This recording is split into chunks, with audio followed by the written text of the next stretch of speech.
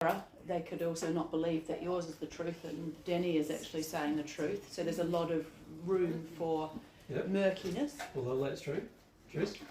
I've found in the past to do two things. One is they like to use you as I am an expert on divine truth because Jesus came for me, because Jesus let me kind of like set this up.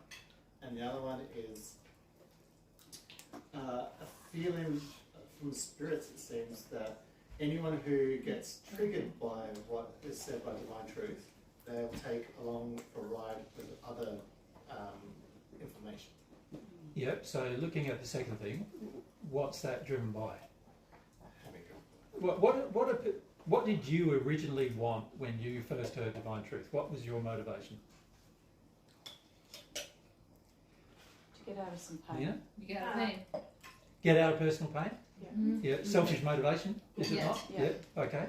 Selfish motivations drive addictions, do they not? Okay, so what's the addiction? So what addictions do you want with a teacher?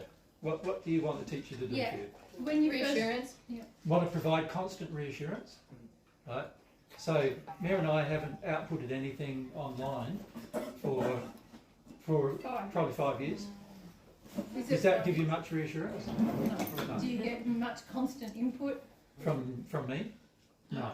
Do you get sort of the see, people want a guru. What does a guru do? Gives a person constant emotional reassurance, gives a person constant emotional contact, gives a person constant praise when, or pull down, doesn't matter, as long as it's constant. As long as it's regular, right? And it makes you feel like you're loved. And this is one of the false definitions of love you have, right? Is that if somebody is dealing with you constantly, then it means they care about you, right? But it also can mean they want to use you, can't it? Yeah. And most people can't tell the difference between somebody caring for them and somebody using them. So what do? They go for the constant engagement. So someone like Denny, he has an addiction to share with people constantly because he's trying to avoid his own life. He doesn't want to deal with anything of his own life personally. So what he does is he goes around telling everybody else what they need to deal with their life. It's a great way for him to avoid his own life. Mary and I don't do that. We don't avoid our own life, right? But the average person wants to. And then they also want to be led by spirits to lead other people astray.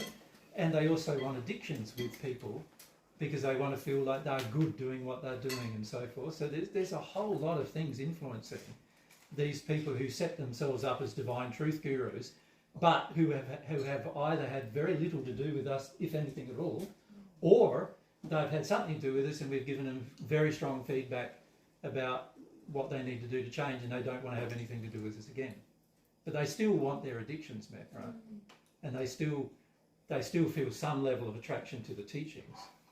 But what they do is they distort them and abuse them and turn them into something they're not. And then what are you left with?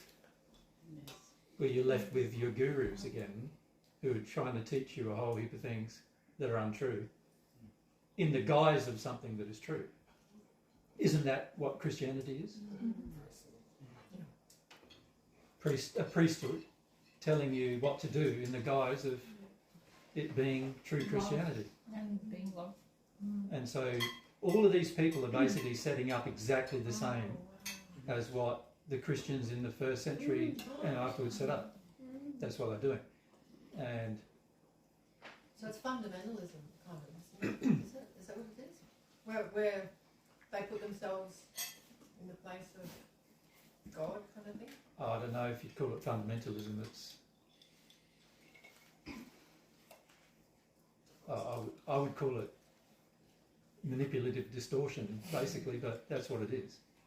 So these kind of people are manipulating and distorting God's truth into being something they want it to be, so that they get their addictions met, so that they don't have to deal with their problems. It's quite bad, actually.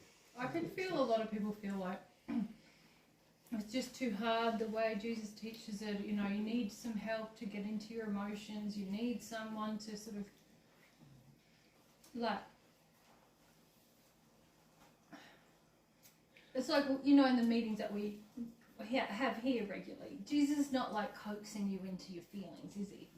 But if you remember in the beginning, especially lots of us who didn't have many emotions, you really wanted someone to hold your hand through the emotion and tell you, now you're getting it, this is it, you're closer. And I think there's an attraction in people.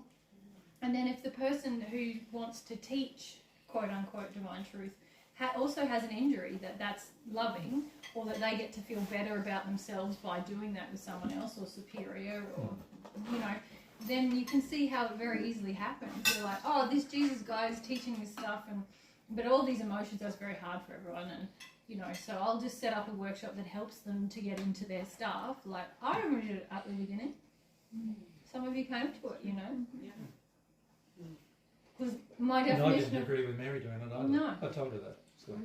You gave me lots of good feedback. I learnt so much from the experience, and it was far less addictive, the workshop, than it was going to be, because Jesus had a lot of input.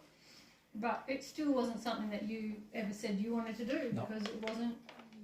And now That's I can why I see, wasn't there doing it. yeah, very clearly the errors in it. But so I do understand how these things happen, but I also think that there's this big thing overseas that I notice when people are contacting us, where spirits have gotten into the mix with people who are doing this, who are sort of teaching or workshopping, and Or having mediumship groups or whatever else. Yep. And you can see how it happens, because if you're not getting truth, if you're not looking at yourself honestly, if you're not developing in your relationship with God, spirits will step in and try and, like lots of us have had to deal with that as well. Yeah. So you can sort of, so I just think it's a great opportunity going. But I think Jesus is right, like there might be a lot of people who don't want to know afterwards, but you know, the sincere people will respond, won't they? Yeah. Yeah. The best thing Mary and I can do is make it clear to these people that what they're doing is completely wrong, and also not in harmony with God's truth either. Even though they're saying it is, it's not. And that's the best thing we can do. But it's interesting that a person can listen to divine truth, so cool, hear it from myself, and then have so much disrespect of myself and also of God, really, that they can distort the whole thing to suit themselves. It's just a very, very sad thing. And of course, every one of these people are setting themselves up as teachers. And the compensation for teachers when you do these kind of things is very, very bad. It's even worse than a murderer's compensation. Actually. Why is that? Will you think about why? Murder just hurts maybe one person or family, maybe. Yeah. How many people does a false teacher hurt? Billions. Thousands or millions. You know, billions, even. Right. So you can see why the compensation is much, much worse. Yeah. Got to be very careful about setting yourself up as a teacher. You got to make sure that you are actually teaching what is truth, or when it's not truth, you're making it very clear that it's just your personal opinion and not truth. Yeah. Which is, if you think about it, what I've done with you, right? Yeah. And deal with your own stuff, your own addictions. My goodness. Yeah. You know, the sad thing is there is a lot of very dark spirits getting involved with a lot of people who have heard divine truth in the past, and they are influencing those people to get into a much darker state than when we first met them. And they do it in the guise of having a relationship with God, but really these people are just having a bad relationship with spirits, and it's very, very damaging, not only to God's truth on earth, but also to their own progress and their own lives in the future. Yeah, many of them are going to be absolutely shocked when they pass, because of the principle of setting yourself up as a teacher, teaching false principles. Yeah.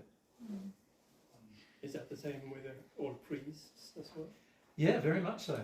Very much so. You know, if you look at every message in the Paget message where a priest had passed, even though he had some connection to God, he had to deal with the fact that he taught a whole heap of false things, and many of them, for many, many years, had a lot of difficulty with working through the emotions involved with why they chose to teach wrong things and the effect those wrong things have had on others. And then on top of that, they've also had these very long-term issues of having to try to correct it as well, very long-term. So there's been many people in the spirit world, even in the celestial heavens now, who are still acting because they desire to fix their problems from the past. And if they didn't have those problems, they wouldn't have those problems to fix, if that makes sense. So, yeah. But in terms of making a correction as well, it's very difficult because most people who teach false things are doing it out of arrogance. So there's a huge amount of arrogance in the people generally who set up these kind of things. Yeah. And those people believe I'm as arrogant as they are, but it's not the case at all.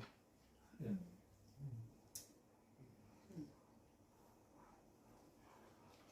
Could be an interesting tour. Yeah. Yeah. Might get to do a fair bit of sightseeing. Well, I'd say if that's the case, we'll come home. Over 2,000 years of roaming the earth, you've seen most of this. We're both not very motivated to see sights. Yeah. I like nature when we do nature. If you found a handful of people, it'd probably be worth it, eh? Yeah. Yeah. That'd be awesome. Yeah. Well, Would that's one person. Even one person, yeah. Yeah. Even one person, Rob. Yeah. Yeah. Would 30 people be at the absolute limit, or is it flexible? Or Depends because- on the size of the space, doesn't it? Like, you know, if you've got a space a bit bigger than this, you can fit 30, 35, 40 people in. But if the space gets too big, it's sort of like, well, you can no longer talk and see the people very easily. And you've got to have amplification, and then it starts to be more of a production than a... It loses its lounge sort of- room. yeah, it loses its lounge room feel, I suppose you could say. It would be hard to give personal feedback to all as well. Yeah, well, also people get more nervous the bigger the group. Generally that's the case.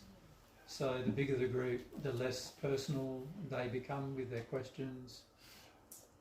You know, when I give personal feedback in a bigger group, most people feel like I'm exposing them on purpose, and they have a lot of other emotions start kicking in.